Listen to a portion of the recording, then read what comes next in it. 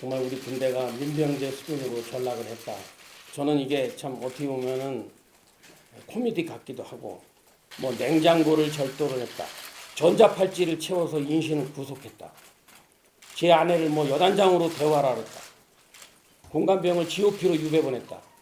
뭐 하나 제대로 확실하게 혐의가 나온 게 뭡니까? 많은 분들은 왜 남의 자식을 데려다 부려먹냐 그러시는데, 그거는 오해하시는 겁니다. 제가 부려먹는 게 아니고 편제표에 나온 대로 임무를 수행하는 겁니다. 그 다음에 뭐 썩은 과일을 던져서 팔에 맞았다는데, 썩은 거 이쪽 박스, 안 썩은 거 이쪽 박스 서로 옮기는 과정에서 이 팔에 곰팡이가 묻었다고 저희는 그렇게 생각을 하는데, 어떻게 그거를 과일을 사람 몸에다 던졌다고 생각을 하느냐. 어떻게 그 사람 몸에다 뭘 던질 수가 있습니까? 여러분, 냉장고가 굉장히 큰 분노를 일으켰지만, 제가 냉장고 하나, 냉동고 하나, 김치 하나 갖고 다니는 게 그게 안 좋은 일입니까? 군 인권센터 소장은 삼청교육 때 한번 교육을 받아야 좀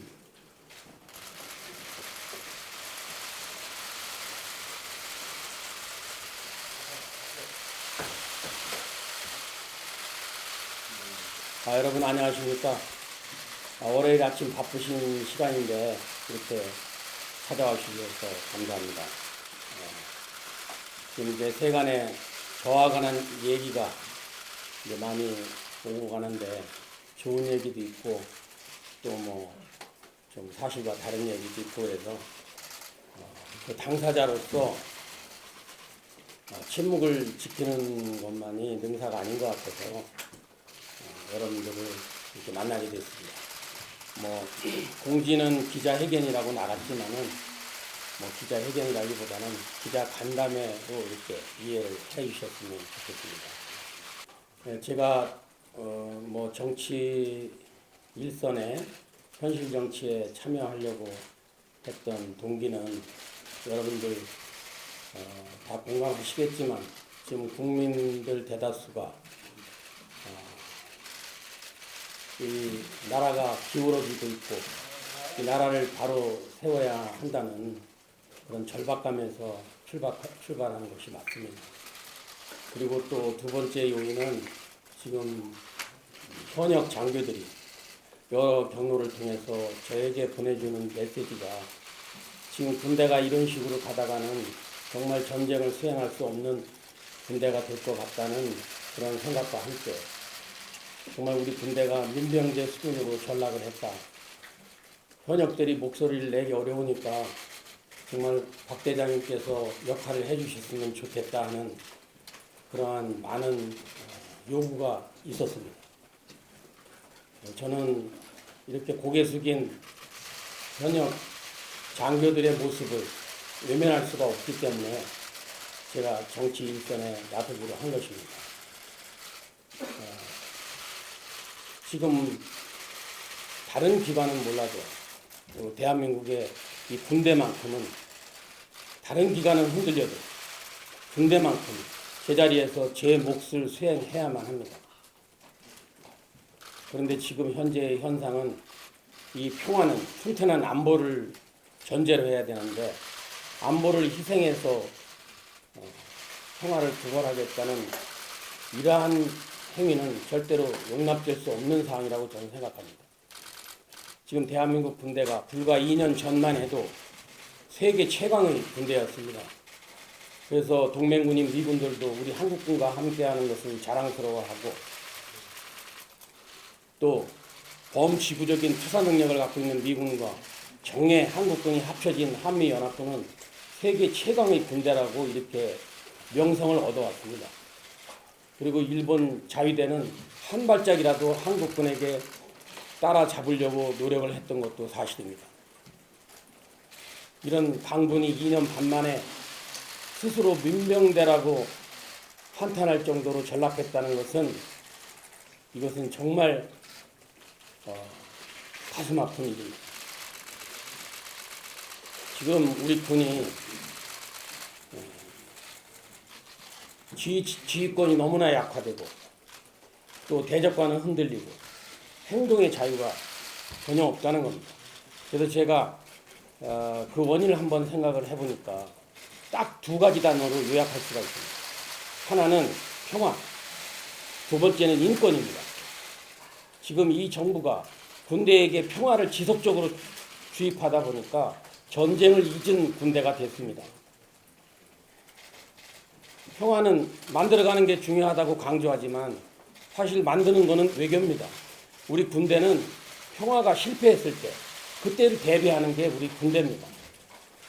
그런데 우리 군대에다가 평화를 주입하다 보니까 정신태세는 이완이 되고 마치 우리 군의 능력과 태세를 약화시키는 것이 평화를 향하는 길인 것처럼 이렇게 호도되고 있다는 겁니다.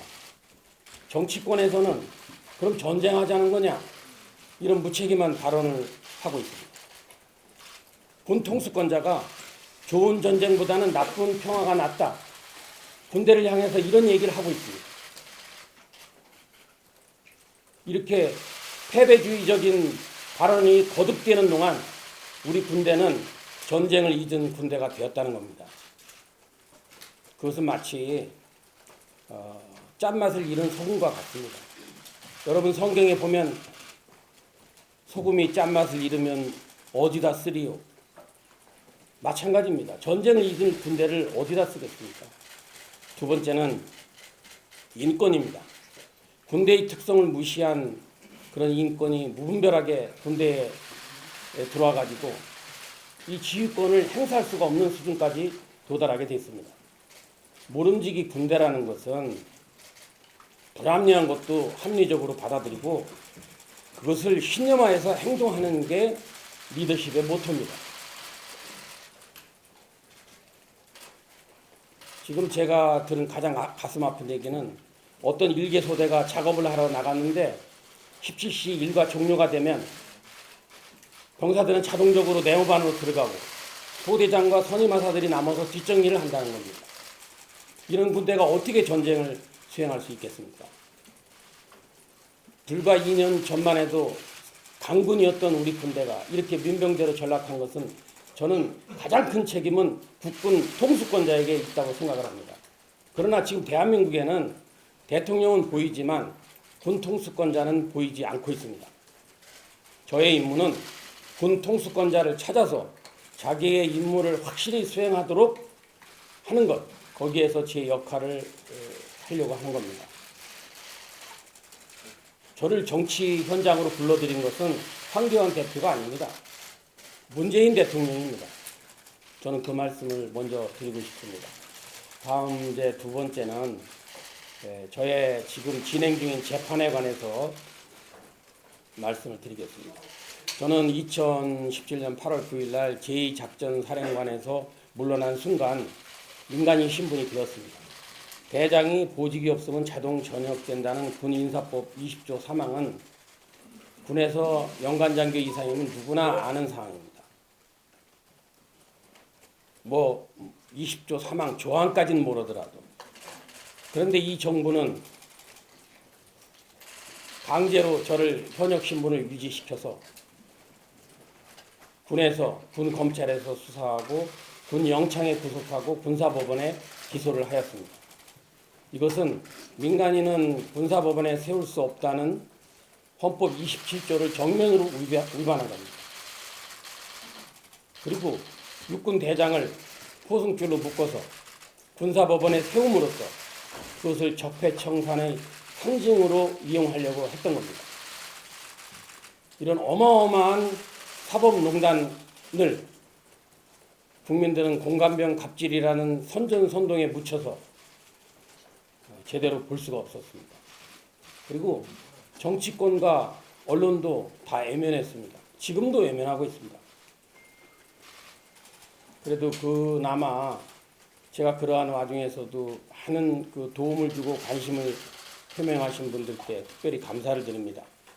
특히 자유한국당의 정미경 최고위원님 같은 분은 정말 진심으로 저에게 다가와서 대법원으로부터 이미 박찬주 대장이 8월 9일부로 민간인 신분이 되었다는 그 판단을 얻어내신 분이고 또 정진석 의원님이나 곽상도 의원 이런 분들은 여러 가지로 저에게 관심을 표명해 준 고마운 분들입니다. 제가 지난 5월 달에 황교안 대표님을 뵈었을 때 황교안 대표님께서 위로를 해주시고 우리 자유한국당에 와서 같이 일을 하자고 말씀하셨을 때 제가 황 대표님께 드린 말씀은 제가 지금 3심이 남아있으니까 3심이 끝난 후에 자유로운 몸으로 도와드리겠습니다 라는 말씀을 드렸는데, 최근에 제가 한 달 전에 우연법률 심판 제청을 했습니다. 대법원에서 이제 제가 8월 9일 날 민간인 신분이 됐다는 그 판정을 내렸기 때문에 그걸 다 기초로 해서 그러면 우연법률 심판 제청을 하게 되면 이것이 인용이 되면 지금까지 이루어진 모든 재판, 저와 저희 아내까지 재판이 다 무효가 됩니다. 그런데 이 우연법률 심판 제청 대법원에서 하는 것이 기한이 정해져 있는 게 아니고 이것이 이제 추후에 헌법재판소로 넘어가게 될 경우에는 뭐 몇 년이 걸릴지 알 수가 없습니다.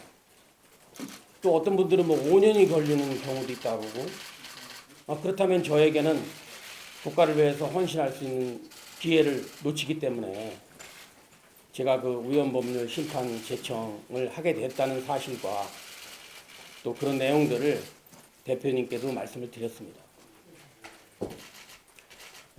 다시 얘기가 돌아가서 군 검찰은 저를 불법적으로 이 장수는 목을 칠지언정 모욕을 주지 말아야 된다 하는 것은 동서고금의 진리입니다. 그런데 이 정부는 오히려 사성 장군을 포승줄에 묶어서 그것을 적폐청산의 상징으로 활용하려 했다는 것입니다. 공관병 갑질 조사에서 혐의가 나오지 않으면 거기서 멈췄어야 돼요. 그런데 지금 뭐 사법개혁에서 많이 거론되고 있는 뭐 검찰개혁에서 많이 거론되고 있는 소위 별건 수사, 그래서 저한테 뇌물과 그다음에 부정청탁 및 금품 수수 등의 금지에 관한 법률, 소위 김영란법으로 저를 기소했습니다. 근데 뇌물죄는 2심에서 무죄가 나왔지만 이 김영란법은 제가 벌금 400만 원 받았습니다. 근데 일부 국민들은 제가 400만 원을 수수한 것으로 오해하는 분도 있기 때문에 시간이 걸리더라도 제가 이거는 좀 말씀을 드리고 넘어가겠습니다. 제가 이 작전 사령관 할 때 어느 현역 중령으로부터 이런 고충을 접수받았습니다. 아버지가 나이가 한 90 되셨는데 6.25 참전용사예요. 한쪽 폐가 없습니다. 그 상태에서 다른 한쪽 폐에 폐렴이 걸리신 거예요. 그래서 쓰러지셨어요. 그랬는데 간호하시던 노모마저 고관절이 골절이 돼가지고 이 허벅지 뼈가 골절돼서 같이 누우셨다는 거예요. 그래서 본인이 부모를 봉양할 수밖에 없는데 전역을 할 수밖에 없다는 겁니다. 그래서 혹시 사령관님이 자기 고향에 가서 대대장을 한번 더 하게 해주시면 참 부모도 봉양하고 자기 군생활도 더 할 수 있어서 좋겠다. 그래서 제가 그 문자 메시지를 그대로 인사처장을 불러서 야, 이렇게 어려운 전후가 있는데 한번 긍정적으로 검토를 해봐라 하고 주고, 저는 까맣게 잊어버렸는데 이번 군 검찰 조사에서 그게 문제가 됐다는 사실을 알았습니다. 저는 여러분 지금 저에 대한 그런 판결로 인해서 지금 군대 내에서는요 어려움에 처한 전우를 다 외면한다는 거예요. 각자 도생이라는 말이 유행한다는 겁니다. 여러분 라이언 1번 구하기 영화 보시지 않았습니까? 단 한 사람을 구하기 위해서 1개소대가 투입돼서 희생되더라도 그 한 명의 전우를 구하려고 하는 노력을 하는 게 군대입니다. 그래야만이 이 군대가 이 전장에서 그 어려움에서 전우를 돕고 같이 생사를 넘나들며 싸우는 거 아니겠는가, 저는 그렇게 생각합니다. 저는 400만 원 벌금 받은 거 전혀 부끄럽지 않습니다. 다만 그 일로 인해서 그 해당 중령이 너무나 괴로운 시간을 보내고 있고, 특히 그 노모가 자기로 인해서 우리 사령관님 이런 고초를 당한 것에 대해서 너무나 가슴 아파하시고 매일같이 울며 지내신다고 해서 제가 위로를 드렸어요. 이거는 어머님의 잘못도 아니다. 이거는 나라가 잘못된 것이다.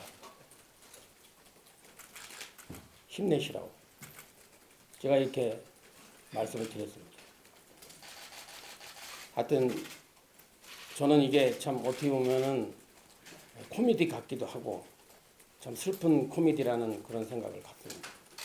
다음은 이제 지금 여러 가지로 논란이 되고 있는 공감병 갑질에 대해서 제가 말씀을 드리겠습니다. 저는 한 번도 공개석상에서 이 공감병 갑질에 대해서 그 언급을 하지 않았습니다. 시간이 지나면 그리고 법적으로 모든 것이 해결될 것이라고 생각을 했습니다. 군인권센터는 제가 거쳐간 공간, 이작전 사령관뿐만이 아니라 육군참모총장, 군단장, 사단장 모든 공간의 공감병들을 장기간 동안 뒷조사를 했고, 그래서 특히 공간 생활에 적응하지 못하고 일찍 떠난 병사들을 집중적으로 접촉을 해서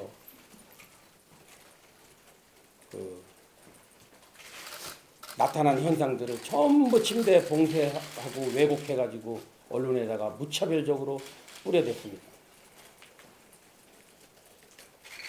나를 보좌하던 부관이 협조 안 하니까 이런 문자가 왔습니다. 육사 폐지는 우리의 신념이다. 아니, 육사 폐지하고 이 공감병 갑질하고 무슨 상관관계가 있는 겁니까? 여러분 지금 기억하실지 모르겠지만 언론에서 그동안 줄기차게 나왔던 뭐 냉장고를 절도를 했다, 뭐 전자팔찌를 채워서 인신을 구속했다, 제 아내를 뭐 여단장으로 대화를 했다, 공감병을 GOP로 유배 보냈다, 뭐 하나 제대로 확실하게 혐의가 나온 게 뭡니까?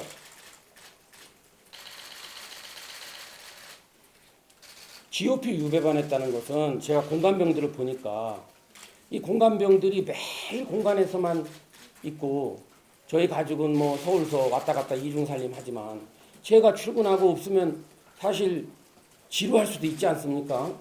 그리고 그 공감병들이 나중에 전역을 해서 친구들 만나면 군대 얘기하면 도대체 우리 공감병들은 무슨 얘기를 하려나 그런 생각도 들고, 그래서 저는 아주 좋은 생각으로, 야, 앞으로 전입 오는 공감병들은 일주일 정도 전방에 가서 전선을 바라보고 북한군도 쳐다보고 분단의 현실을 한번 느껴보도록 하는 게 좋지 않겠느냐. 그래야 나중에 전역해서도 좀 떳떳하지 않겠느냐 해서 보낸 겁니다. 그게 GOP에 유배 보낸 거면, 그럼 지금 GOP에서 수고하는 우리 장병들은 다 유배가 있는 겁니까? 그리고 뭐 사실이라고 뭐 나온 뭐 감을 따라고 했다, 무슨 뭐 골프공을 주스라고 했다 했지만 사실 공관장이 상사입니다. 여러분, 상사가 낮은 계급입니까? 많은 분들은 왜 남의 자식을 데려다 부려먹냐 그러시는데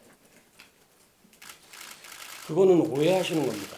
제가 부려먹는 게 아니고 편제표에 나온 대로 임무를 수행하는 겁니다. 취사병은 총 대신 국자를 드는 거고, 군악대는 총 대신 나팔을 부는 겁니다. 공관병은 공관에 편제표가 있기 때문에 와서 근무를 하는 거고, 편제표에 명시된 대로 사업을 수행하는 겁니다. 그러면 그게 잘못됐다, 편제표를 수정해야 됩니다. 그것은 저의 저기를 권한을 넘어서는 일이다 하는 겁니다. 그 다음 같은 공간에 살다 보면, 예를 들어서 제가 이작사령관 할 때 8명인데요. 갈등이 있을 수 있습니다. 내관에서 갈등이 있고, 한 집에 사는 부모 자식 간에 여러분 갈등 없습니까? 그리고 뭐 예를 들어서 서울에서 뭐 있다가 내려온 저희 아내가 위생관리나 또는 뭐 식품관리나 잘못되어 있으면 질책할 수 있는 겁니다. 부모가 자식을 나무라는 걸 갑질이라고 할 듯 없듯이 사령관이 병사들에게 지시하는 걸 여러분 갑질이라고 표현하면 그거는 지휘 체계를 문란시키는 겁니다.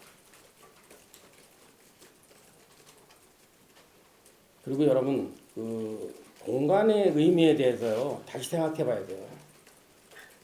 제가 최근에 삼성장군 공간을 방문해서 참 내가 실망했어요. 이 공간이라는 것은요 지휘관 폼 잡으라고 준 게 아닙니다. 공간은 야간 지휘소예요. 지휘관은 24시간 근무하는 사람입니다. 8시간은 집무실에서 근무하고 나머지 16시간은 공간에서 대기하면서 상황 대비했을 때 초동 조치를 실시하는 곳이에요. 공간에는 비밀 통신이 가능한 통신 시설이 갖추어져 있고 즉각 출동이 가능한 차량도 대기하고 있고 즉각 출동이 가능한 헬기도 지근거리의 비행장에 대기하고 있습니다. 그리고 공간에서 매일 잠자기 전 10시, 아침 6시 일어나서 북한군 동향을 다 보고받고 우리 아군 상황을 다 보고받고 그리고 만약에 야간에 무슨 상황이 발생하면 초동 조치를 하는 겁니다. 여러분 군사작전의 성공 요소는요 1시간 이내의 초동 조치에 결정이 납니다. 왜 그러냐면 지휘관이 1시간 내에 결심한 것들이 바로 실병력이 움직이기 때문에 그걸 되돌릴 수가 없어요. 초동 조치가 그만큼 중요한 겁니다. 그래서 공간을 제시하는 거고 그리고 공간에는 미군 장성이라든지 또 지역 기관장이라든지 또 군사 외교에 있어서 공간에서 상대편에게 어떤 이렇게 리셉션을 해주면 최고의 예우로 생각하는 게 우리 국제적인 군의 관례입니다. 근데 삼성 장군이 보니까 혼자 그 넓은 공간에 딱 한 사람 자기 혼자 남아있더라고요. 그거 다 어디 갔냐? 다 없어졌습니다. 넌 초동 상황 조치를 어떻게 하려고 하는 거냐? 제가 이 공개해서 죄송하지만 글쎄요. 뭐 되는 대로 해야죠. 군대가 이렇게 바뀌었다는 겁니다. 그 다음에 이제 저희 아내와 관련된 사항 관련해서 제가 말씀드린 대로 뭐 위생관리나 식품관리 여러 가지 문제에 있어서 만약에 식품관리 못해서 공간에 쥐가 나오면 당연히 어른으로서 또 같은 집안에 사는 사람으로서 저는 나무랄 수 있다고 생각합니다. 지금 뭐 2가지 혐의로 뭐 기소가 됐습니다. 감금과 폭행인데 재판이 진행 중이니까 지금 공감병들이 나타나지 않아서 지금 계속 공전이 되고 있다가 이제 뭐 정리가 될 것 같은데 그 감금이라는 것도 사실 그 베란다에 있는 화초에 뭐 물을 뭐 잘못 줘가지고 좀 야단을 치긴 했는데 뭐 나오면서 그 문을 걸어 잠갔다는 거예요. 그게 감금이라는 거예요.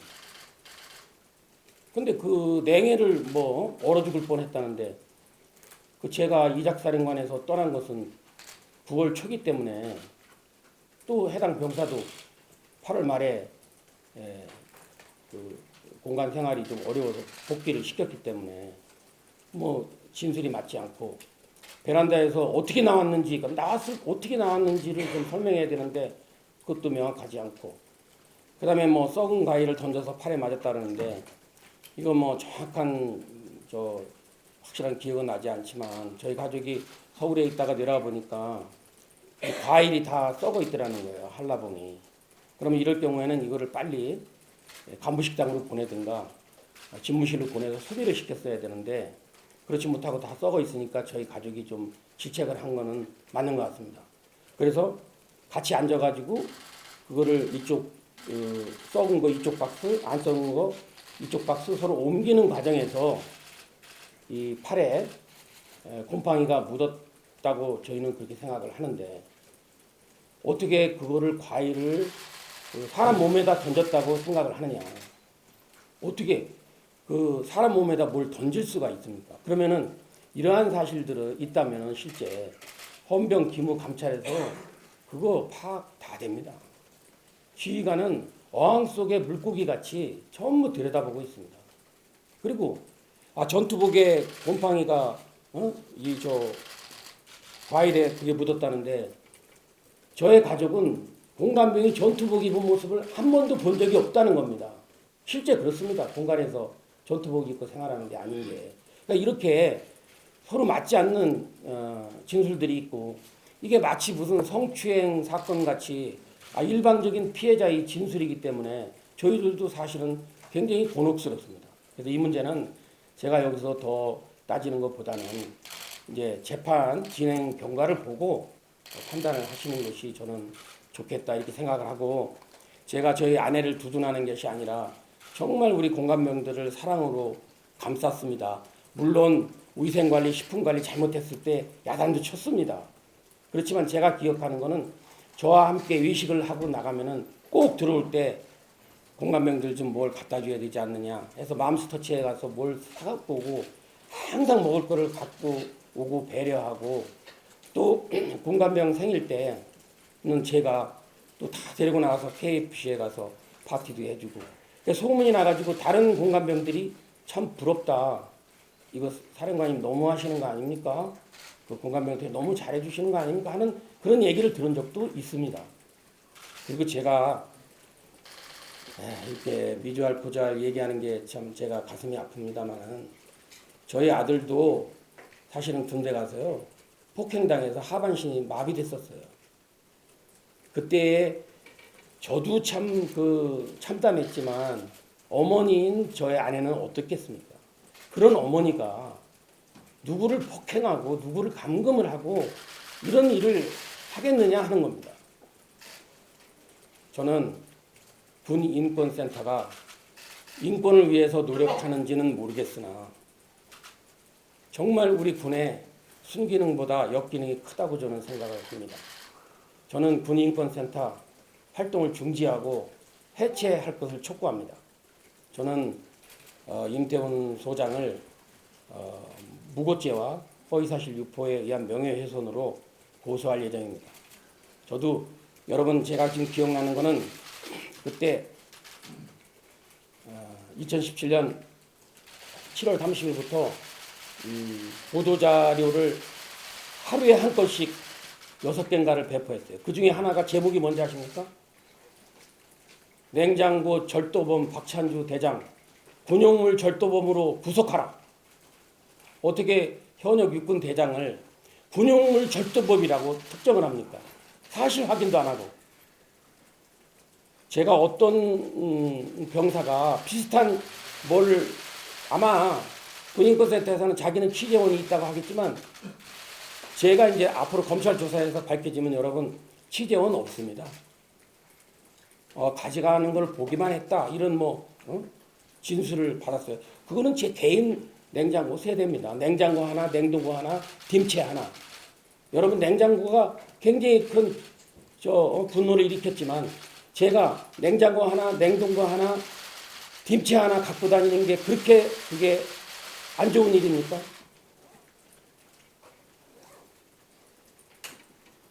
제가 좀 목소리가 좀 높았는지 모르겠는데 하여튼 여기까지가 제가 말씀드리고 싶은 내용이고 여러분들 나머지 부분은 제가 배포한 전문을 가지고 이해를 해주시면 좋겠습니다. 다음 지도부에서는 저희가 박찬주 전 대장님에 대한 오해가 있는 것 같다고 2차 설명을 해오셨는데요.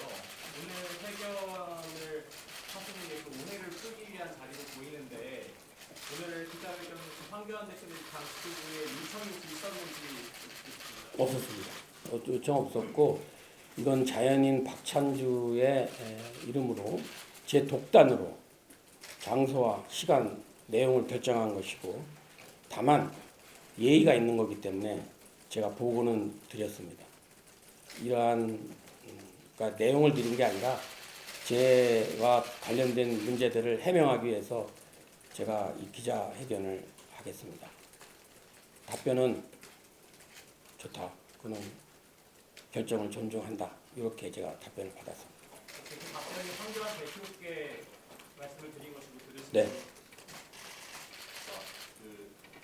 오늘 말씀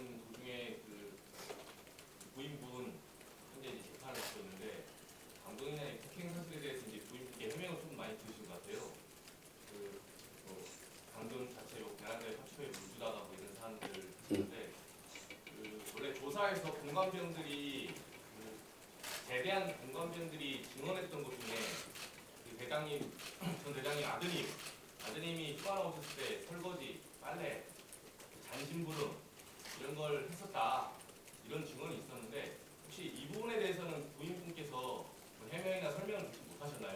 지금 그 제가 해명할 수 있고요. 이것 과장된 겁니다. 제 아들이 공군에 복무하고 있었고 그 전에는 미국에 거주하고 있기 때문에 아마 저희 집에 방문한 게 1년에 한 2번 정도 됐을 겁니다. 2번. 공간에 방문한 게.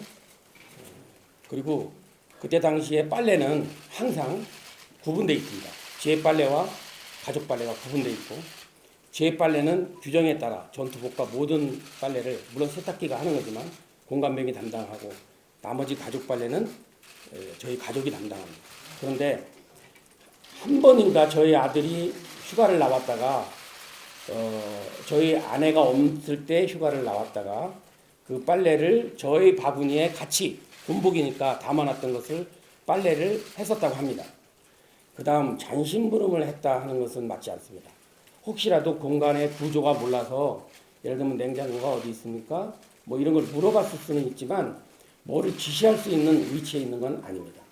그리고 저희 아들도 이게 자랑이 아니라 공간에 방문할 때는 항상 공간명들 생각해서 통닭 몇 마리씩 사가지고 와서 같이 나눠 먹고 그리고 굉장히 가깝게 지내던 사이입니다. 제가 그 사진도 다 있어요. 법정에서도 제가 다 공개했습니다. 그리고 여러분 제가 뭐 바베큐를 뭐 많이 뭐 시켰다 하는데 나중에 그 사진 한번 제가 공개할게요. 다 그 표정을 보면요. 공간병들이 긴장하고 있다고 생각 안 합니다. 다 자연스러운 표정으로 같이 하는 겁니다. 또 다른 질문.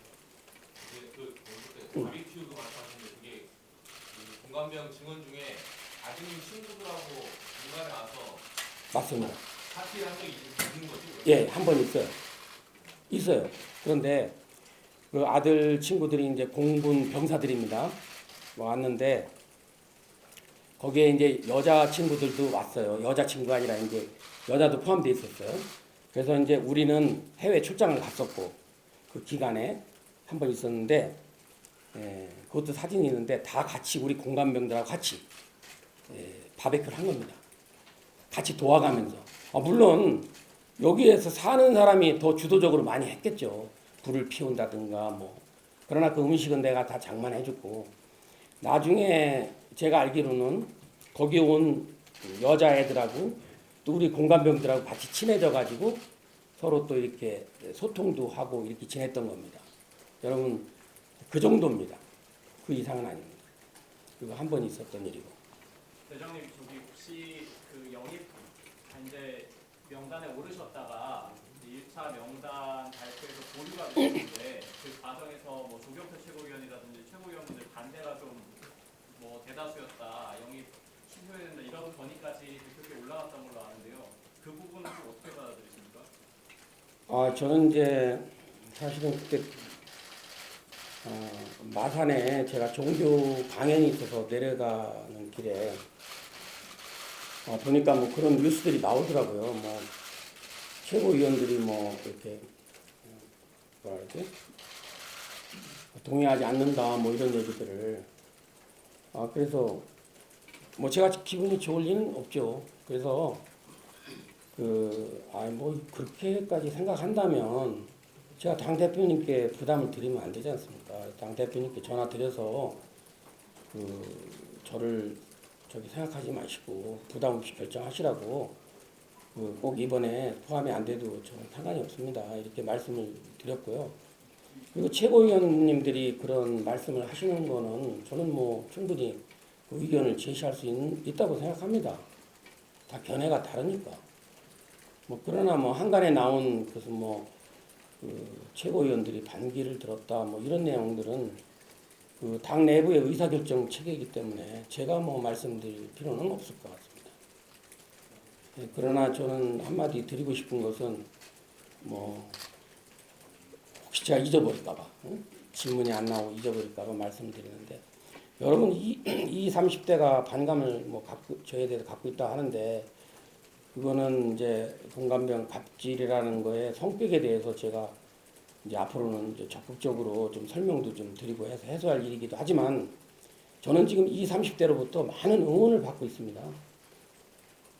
군대 갔다 온 사람들, 또 제가 서울역에서 만난 어떤 현역 병사는 저를 알아보고 자기는 지금 전방에서 81mm 박격포 하는데 너무 화가 난다는 겁니다. 그 병사가 표현하는 그대로 얘기하면 후방에서 꿀 빨던 놈들이 참 대장님을 이렇게 한다는 게 이게 참 자기는 너무 가슴 아프고 자기가 전방에서 좀 힘들게 하지만 속상하다는 겁니다. 그런 20, 30대의 분위기도 굉장히 많다는 거 여러분 참고해 주셨으면 좋겠습니다. 또 질문. 마지막 어제 배포하신 회견문 마지막에 보면 뭐 원하지 않는다면 뭐 나설 뜻이 없다 이렇게 말씀하는 건 모호하거든요. 여기가 정확하게 어떤 뜻인 건지 총선에 안 나오신다는 건지 아니면은 뭐 선거에 나오셔서 뭐 일단 표를 받아보겠다는 건지 어떤 의미인지 생각합니다. 마지막이라 해서 전 질문이 마지막이라는 줄. 어제 기자회견문 네, 무슨 뜻인지 알아요. 제가 쪽으로 말씀드린 건데 여러분이 받아주시질 않나요? 그 뜻은 그게 이제 뭐의 반환법이냐면 당에서 결정하는 대로 따른다는 뜻입니다. 당이 나를 필요로 해서 쓰겠다면 정말 제가 물불을 가리지 않고 제 역할을 하겠다는 거예요. 그런데 당이 필요로 하지 않다는데 제가 뭐 억지로 어떻게 합니까? 그냥 많은 거지. 그런 뜻입니다. 대장님 그러면은 지금 현재로서는 당에서 만약에 받아준다면 충남, 천안, 을로 내년 총선에 나가시겠다는 의지가 분명한 걸로 받아들여도 되겠습니까? 네, 제가 참 정치 공학을 몰라가지고 오해를 했는데 제가 뭐 인재 영입 이렇게 포함되니까 제가 무슨 비례대표에 무슨 욕심이 있는 사람으로 그렇게 매도를 하더라고요. 여러분 저 비례대표 생각 전혀 없습니다. 오히려 비례대표라는 건 제 자유한국당 입장에서 비례대표라는 것은 저 아니어도 누군가 가서 하는 거 아닙니까? 저는 어디든지 험지에 가서 한석을 더 차지하면 그게 자유한국당에 도움되는 거 아닌가요? 저희 동기에 훌륭한 신원식 장군 같은 분이 가서 비례대표로 제가 신원식 장군한테 얘기했어요. 신원식 장군 당신이 가서 비례대표로 해서 싸워라. 나는 내 고향 천안을 가든지 지금 제가 살고 있는 계룡도 물론 저한테 말하는 분은 일부분인지는 모르겠지만 여기 떠나지 말고 여기서 같이 하자고 하시는 분이 너무나 많습니다. 그거 오해 안 해주셨으면 좋겠습니다. 10개월 있다 떠난 병사도 있고 그 의사결정은 사실은 물론 사령관이 최종 결심은 합니다. 공관병이니까. 그러나 이제 공관장의 건의를 받고 또 저희가 말할 수 없는 그 공관병 간의 그런 또 갈등 이런 것들도 있고 또 본인이 뭘 잘못해서 어떻게 관용적인 처분을 할 수 없는 수준의 어떤 잘못을 했을 때는 보낼 수밖에 없거든요. 그리고 공간에 선발하는 것은 아주 많은 절차를 거칩니다. 그리고 제가 군 검찰 조사에서 저의 종교적 편향성에 대해서 집중적으로 제가 조사를 받았습니다만은 뭐 종교를 강요했다 뭐 했다. 원래 저는 공관병을 뽑을 때 두 가지 원칙이 있어요. 비흡연자, 그 다음에 기독교 신자. 왜 기독교 신자냐면 기독교를 편애하는 게 아니라 다른 종교와 같이 있으면 서로 종교 활동에 영향을 줄 수 있습니다. 예를 들어서 운전병이 불교를 가야 되는데 저는 예를 들어서 어디 공식적인 성회가 있다. 그럼 운전병이 자기 종교 행사를 못 갈 수도 있지 않습니까? 이런 차원에서. 근데 저는 다 기독교인 줄 알았어요. 근데 이번 조사해 보니까 아니라는 사람도 상당히 있습니다. 그런 공관병들은 공관에 오기 위해서 기독교라고 얘기를 하고 온 것이고 나중엔 자기가 아니라고 하다 보니 저희로서는 굉장히 난감한 게 있었습니다. 그러나 모든 공관병들은 어떻게 됐든 간에 저의 부하고 저의 전우고 또 제가 아끼고 또 저를 위해서 헌신했던 공관병들이기 때문에 저는 공관병들을 폄하하고 싶지 않습니다. 오늘 본의 아니게 제가 설명을 위해서 이런 말을 했지만 저는 공감병들에 대해서는 정말 저에 대한 헌신에 대해서 고맙게 생각합니다. 그 이탈한 공감병이 몇 명인지 말씀 안 해주셨어요? 대략 6명? 그건 제가 이제 사단장 때부터 이렇게 쭉 합쳤을 때 한 6, 7명 정도 될 것 같습니다. 또 다음 질문 있으시면. 그럼 지금 법적인 그런 어떤 뭐 혐의가 이제 인정되냐 안 되냐의 부분과 관계없이 그동안 뭐 공감병들한테 했던 그 어떤 행동이나 그런 것들은 전혀 문제가 없다고 보시는 거죠? 네. 전혀 문제가 없다라기보다는 지금 사회에서 이렇게 언론에서 저가 인간인데 뭐 완벽하지는 않겠죠. 뭔가 뭐 결함이 있겠지만 지금 사회에서 이렇게 지탄을 받고 할 그럴 수준의 인격을 갖고 있는 사람은 아니다. 이렇게 받아주시는 게 좋을 것 같습니다. 근데 보통 공감에서 아들을 친구들을 불러서 파티를 하고 이런 게 일반적인 건가요? 일반적이지 않습니다. 한 번 있었던 일인데 저는 사회 통념상 그 정도는 우리가 이해를 해줘야 된다고 생각합니다.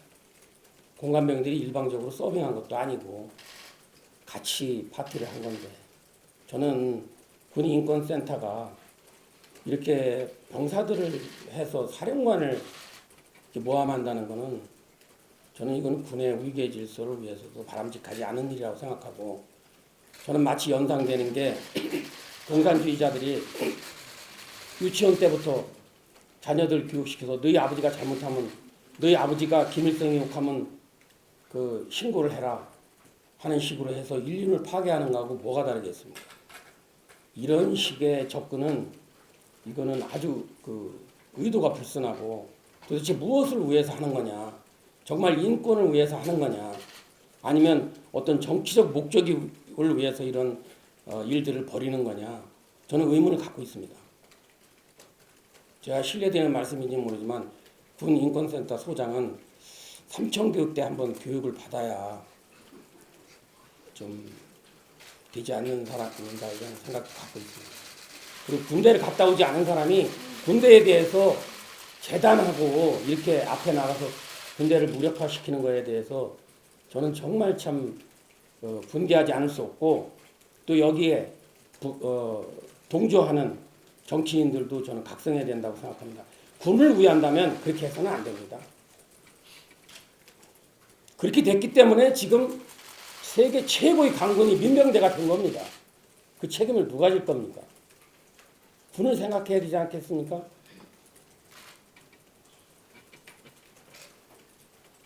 예. 죄송합니다. 저기 기자님. 제가 보니까 뭐 적극적으로 질문하는 것도 좋으신데 한 세 분만 더 받는 걸로 할까요? 괜찮겠습니까? 네, 맞습니다. 지금 그 안에 계시는 분 기소 주요 내용이랑 지금 재판 상황을 한번 말씀해 주세요. 제가 지금 말씀드린 거예요. 기소 내용 두 개.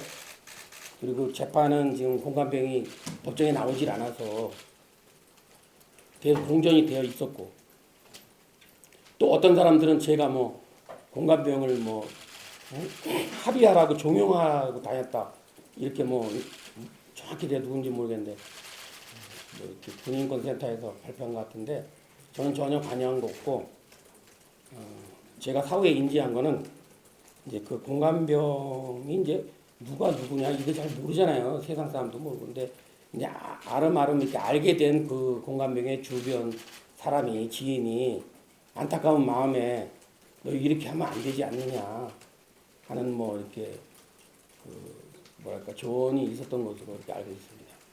또 임태훈 군인권센터 소장이 어제 페이스북에 올린 거에 보면은 박찬주 대장 부친과 국민에게 추천하면 왜 공감병 직장 앞까지 찾아와 합의를 구하라고 했는가 묻고 싶다라고 올린 바 있는데 이 부분에 대한 설명 좀 부탁드리고요. 네. 그리고 또 하나는 오늘 설명하신 거에 따르면 이탈의 지금 진원 혹은 군인권센터 수혈이 되고 있는 공감병들이 약간 뭐 관심 사령이었거나 약간 부정했다는 뉘앙스로 좀 말씀을 하신 것 같은데 이런 것들에 대한 좀 네. 그 앞에 부분은 사실이 아니다. 그럼 됐죠? 아까 제가 설명드렸죠? 저희가 관여한 일은 아니고 아마 그 공감병을 아는 주변의 지인들이 이 사람이 그 공감병이구나 당사자구나 하는 걸 안 사람들이 주변에서 그 안타까운 마음에 그렇게 했던 것 같고 저희 부부가 뭐 가서 뭐 했다 하는 거는 바로 이런 겁니다. 벌써 명백한 거짓말을 하고 있지 않습니까? 바로 이런 게 군인권센터의 지금 잘못된 관행입니다. 확인도 해보지 않고 부부가 찾아가서 뭐 했다 이런 소리를 어떻게 그렇게 좀 합니까? 저도 앞으로 정치하려면 좀 그런 거 배워야 됩니까? 참 너무 안타깝습니다. 예, 말씀해 주세요. 예. 그 과거에 보도에 따르면 한민구 국방부 장관 시절에 그 부인분의 어떤 지시, 공감병들의 어떤 지시 이런 것 때문에 국방부 장관이 직접 그 질책성 어떤 경고를 내렸었다 대장님께 그거를 조사 과정에서 인정하셨다는 보도가 있는데요. 좀 맞나요? 그게 맞다고 틀리다고 하기 전에 그러니까 무슨 얘기냐면 질책성이라는 말은 맞지 않고 그러니까 무슨 얘기냐면 국방부 장관은 여기저기 정보기관에서 모든 정보를 수집하거든요. 결론은 뭐냐면 지금 박찬주 대장 너를 누군가가 주의 깊게 보고 지금 조사를 하고 있고 이게 악용될 수 있다. 그러니까 조심해야 된다 하는 취지입니다. 무슨 말씀인지 아시겠죠? 그 내용이 그러니까 부인분에 관한 부분인 건 맞죠? 그러니까 뭐 부인 이렇게 얘기한 게 아니고 우리 공간 내 공간병들 중에 힘들어하는 병사가 있다고 하면서 그것을 어느 단체에서 인권센터라는 말은 하지 않으셨고 어느 뭐 민간 단체에서 지금 조직적으로 지금 제가 근무한 지역 이런데 그 다 탐지가 되겠죠. 그 사단장 할 때부터 광범위하게 지금 박 장군 당신을 지금 그렇게 조사를 하고 있으니 혹시 나쁜 방향으로 악용될까봐 걱정이 된다 하시는 말씀입니다. 네, 그 마지막으로 그 부인분이 지금 재판 중이시잖아요. 네. 그 내년 총선 전에 혹시 이 1심 판결이 나와가지고 폭행 또는 강금에 대해서 유죄가 나오면 유죄 여부에 상관없이 출마를 강행하실 생각이신가요? 아니면 글쎄 저는 뭐 무죄를 확신하고요. 제 변호사님도 굉장히 자신감은 갖고 있습니다만은 제가 뭐 요즘 모르겠습니다. 어떤 결과가 나올는지는 저도 잘 모르겠지만은 그거는 제가 좀 더 생각을 해봐야 될 것 같습니다. 혹시 그 한민구 국방장관께서 말씀 주셨다는 그 시기에 그 말씀을 드리신 다음에 부인과 결과하셨다는 이야기도 보도로 나왔었는데 그건 사실입니까? 예. 별거라기보다 제가 이제 한민국 국방장관님은 참 제가 존경하는 분이거든요. 정말 그 문무를 겸비하신 분입니다. 또 그분이 그렇게 저한테 조언해 주시는데 그것만을 위해서 전화했던 건 아니고 그때 이제 사드 배치 문제와 관련해서 서로 전화로 토의를 하시다가 말미에 저는 이제 지나가는 말로 말씀하신 거를 들었고 그래서 제가 저희 아내에게 이제 이런 얘기를 그대로 전달을 하면서 지금 공감병 중에 힘들어하는 사람도 있다고 그러고 여러 가지 또 그것이 다른 데서 이렇게 조사하는 뭐 세력이 있는 것 같다 하니 조심해야 되지 않느냐. 내가 모르는 어떤 뭐가 있을 수도 있으니까. 그래서 당신이 여기서 있지 말고 그냥 서울 가서 생활하는 게 어떻겠느냐. 그래서 그 이후로 서로 분리해서 산 적이 있는데 별거라는 표현이 맞는지는 모르겠습니다. 그렇다고 아주 안 본 건 아니고 좀 방문 횟수를 줄였고 또 체류 기간을 줄였다 뭐 이렇게 보시면 되겠습니다. 제가 마지막 질문을 받겠습니다, 여러분.